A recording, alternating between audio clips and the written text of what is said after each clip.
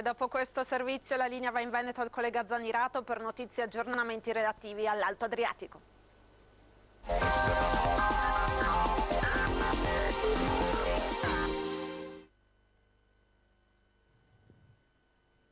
Grazie alla collega Anastasia e ai colleghi di Unine, ben ritrovati cari telespettatori anche dalla nostra pagina veneta del TG di Video Regione. Accanto a me l'ospite di questa sera, il sindaco di Portogruaro Antonio Bertoncello, con tanta carne al fuoco con la quale discutere nel corso del notiziario. Ma siamo in studio dunque con il nostro ospite, il sindaco di Portogruaro Antonio Bertoncello. Buonasera sindaco. Buonasera.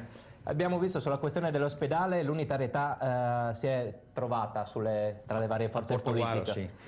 Per altre questioni invece continuano i batti e ribatti. L'ultimo ha visto lei protagonista, l'assessore regionale Stival, che lei ha accusato insomma di avere le allucinazioni. Ma io credo che il sindaco Bertoncello abbia le allucinazioni. Ma guardi, il fatto che l'assessore regionale Stival dica a me che ho le allucinazioni dovrebbe far rifletterlo, o meglio, dovrebbe lui riflettere, perché credo di essere in buona compagnia.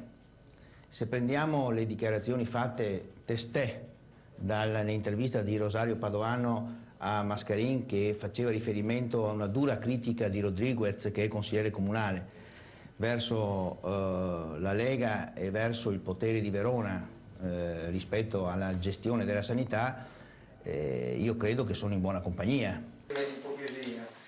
A Verona comanda la moglie del sindaco Tosi, che è in segreteria della sanità in Regione Veneto. Allora, questa è la spiegazione vera, è giusto che la gente lo sappia, perché sennò ci giriamo intorno, ci meniamo il bastone, capito? Questo non è un fatto sanitario, è un fatto politico di casta partitico della Lega. Punto. E basta.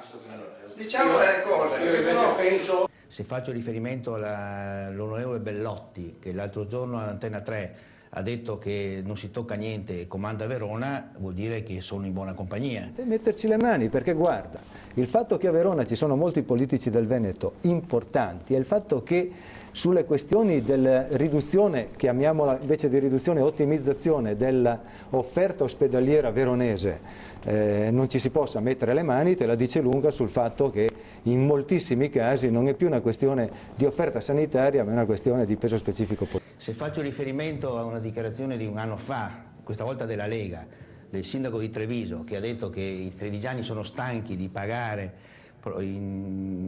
risorse per pagare i deficit sanitari di Verona, evidentemente sono in buona compagnia. Io credo che la Lega non vuole assumersi le responsabilità. Lo ha fatto nel governo nazionale, uscendo dal governo, Monti, lo sta facendo in regione, non può più prendere in giro nessuno.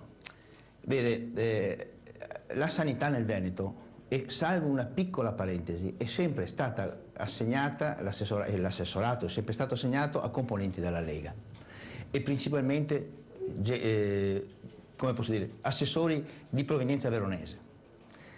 Quindi c'è una lobby Verona, insomma. Ma io non è che lobby è un termine brutto, io dico che ha un potere contrattuale molto forte e che prevale all'interno della Lega il localismo, il voto, il consenso piuttosto che l'esigenza dei cittadini.